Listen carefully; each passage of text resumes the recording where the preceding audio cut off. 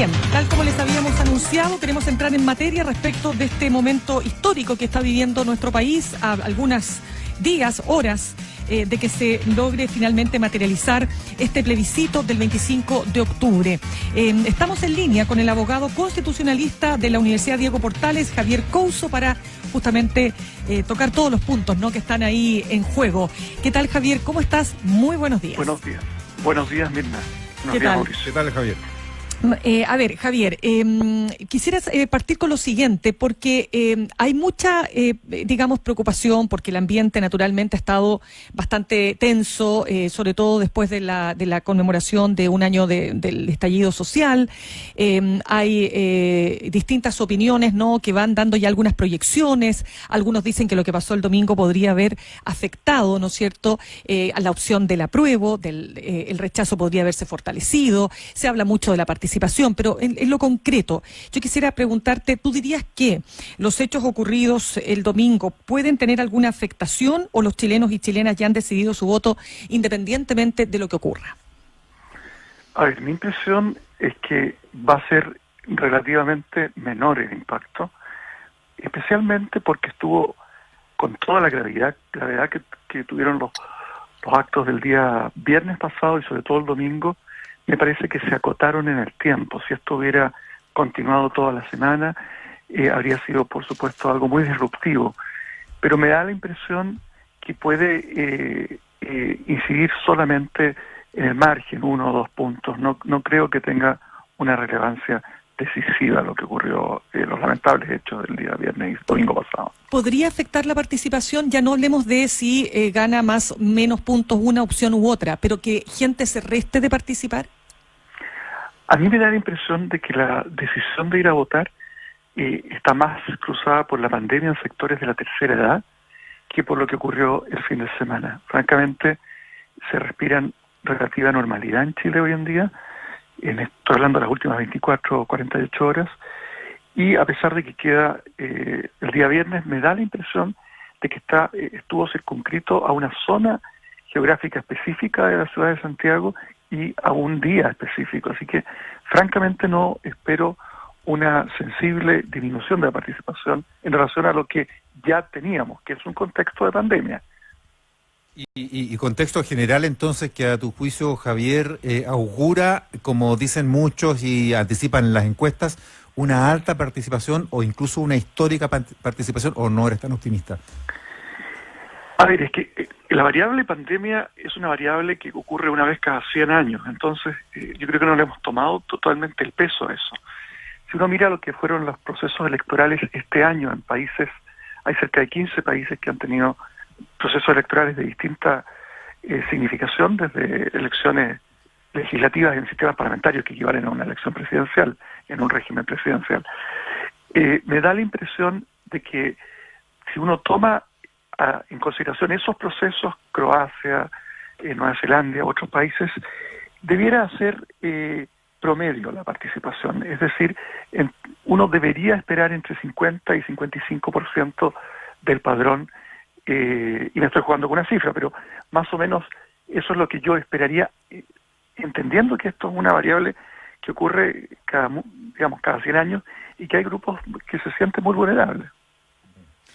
Javier, entrando en materia ya de contenidos de la Constitución, en estos días como que de pronto ha empezado a tener más terreno, más espacio, el debate de fondo, más allá, porque ya estamos como encaminados en el itinerario, ¿no es cierto? Y tenemos este primer gran paso que es el plebiscito.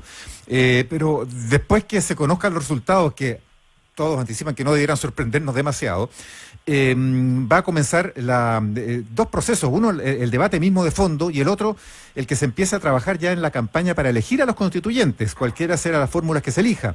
Y se supone, ¿no?, que esa campaña también va a estar nutrida por propuestas de esos candidatos a integrar la convención constituyente que se resuelva. ¿Ves que eso puede ser así, primero que todo? Sí, ciertamente a mí no me sorprende que el contenido empiece a desplegarse, el debate sobre contenidos, una vez que se sepa si estamos o no en un proceso constituyente, porque en realidad eso, en términos estrictos, lo vamos a saber el día domingo en la noche. Entonces no me parece extraño que, el debate que contenidos, por lo menos a nivel público, se desenvuelva a partir del lunes. Ahora, dicho esto, hay muchos grupos que han ido avanzando, incluso grupos transversales. Hay uno liderado por el profesor Gastón Gómez, que incluye personas constitucionalistas desde el Partido Comunista hasta la UDI, o sea, tiene esa gracia, que han ido avanzando una conversación. Pero por otra parte, yo lo he dicho en otras ocasiones, yo esperaría que en la campaña de elección de constituyentes haya una suerte de afán de diferenciarse entre los candidatos. Se van a cargar un poco las tintas, marcando las diferencias, incluso al interior de coaliciones. Yo esperaría que, por ejemplo, grupos como el partido de José Antonio Kast trate de marcar diferencias con Renovación Nacional y la UDI, y eso es natural.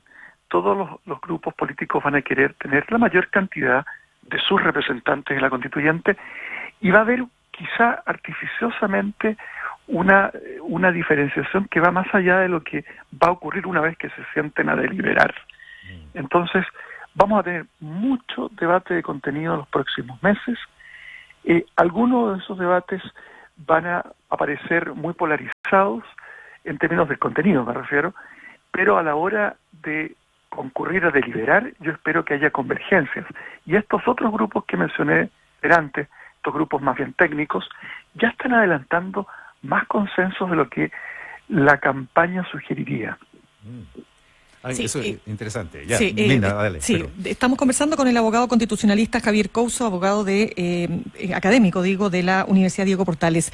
He estado leyendo varias publicaciones en estas horas donde naturalmente los sectores van cada uno poniendo sus puntos, y hay una carta que te la quiero comentar que está publicada ahora por La Tercera, que es de Jorge Claro, ¿no es cierto?, el creador del canal del fútbol, que dice lo siguiente, que Jorge Claro le escribe a sus nietos en la antesala del plebiscito. Dice: hoy estamos enfrentados a una votación a la que fuimos llevados sin necesidad y gracias a eso con un alto costo para todos. Bueno, más allá de señalar que la Constitución de Pinochet no queda de ella ni si es que el 30% y las reformas, en fin, él dice: se vienen tiempos difíciles, muy difíciles para ustedes y nuestros queridos nietos. Hay aquí una idea de un sector, por lo menos, de la derecha, que plantea que este cambio constitucional no tiene otro destino que finalmente llevar al país a una suerte de derrota, derrumbe en términos políticos y económicos. En contraste con lo que señalan otros como, no sé, tú mismo o Patricio Zapata, que es la construcción, ¿no es cierto?, de un pacto o de una unidad o de un símbolo, ¿no es cierto?, que definitivamente unifique, que es lo que, dicho sea de paso, también ha señalado Hugo Herrera, que es un historiador de derecha. Entonces, yo te quiero preguntar, ¿cuál es la forma de abordar, según lo que tú puedes señalarnos en estas horas, respecto de lo que se viene, si es que efectivamente no hay sorpresas y si es que efectivamente se impone el apruebo este domingo? A ver, yo diría que hay dos cosas que se superponen aquí.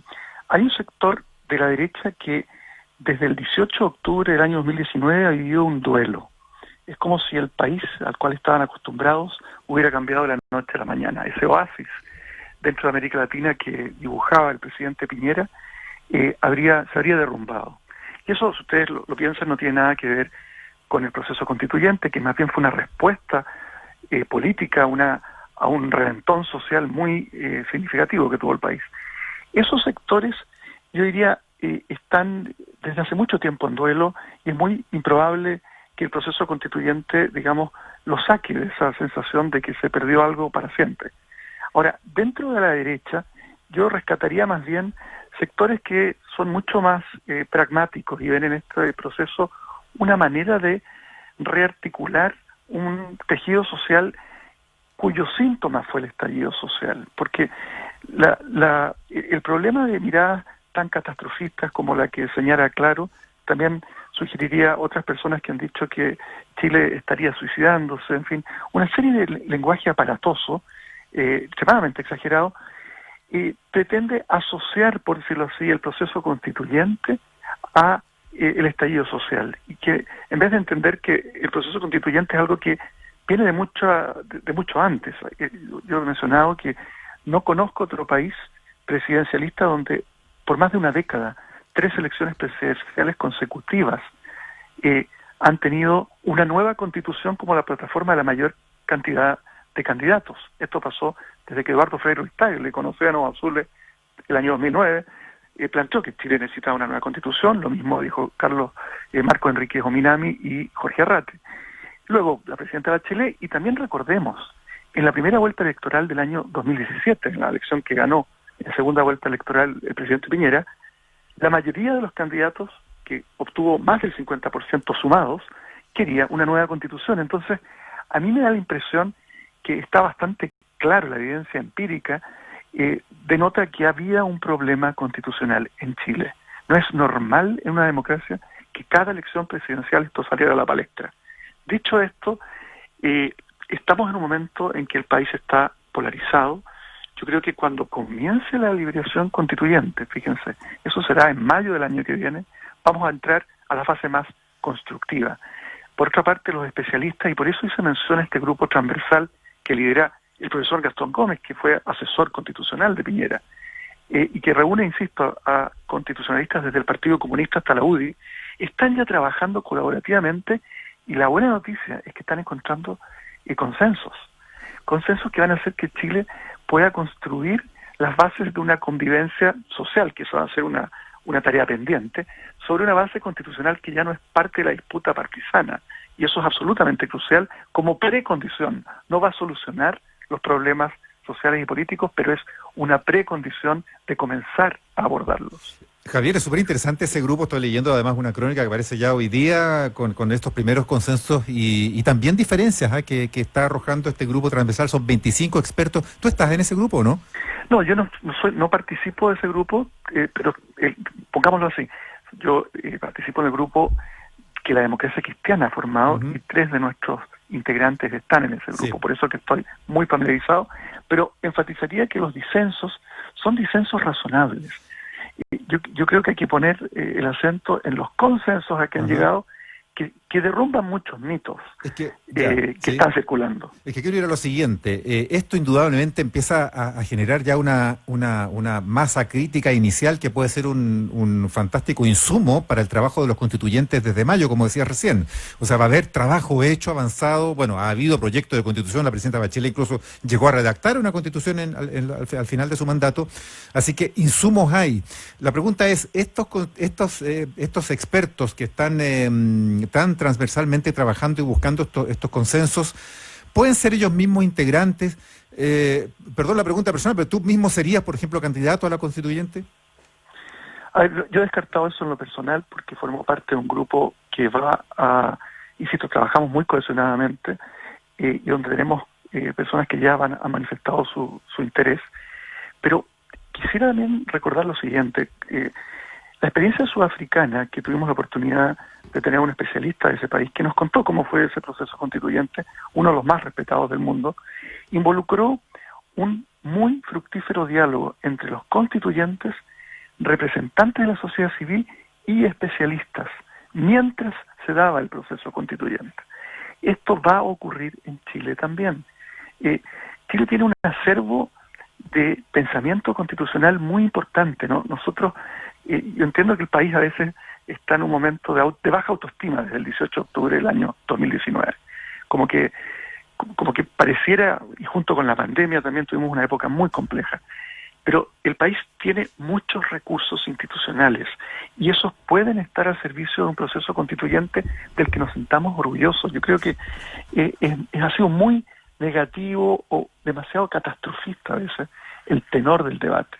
Chile está preparado para hacer cosas que países que no son tan diferentes a nosotros como Colombia en el 91 pudieron hacer.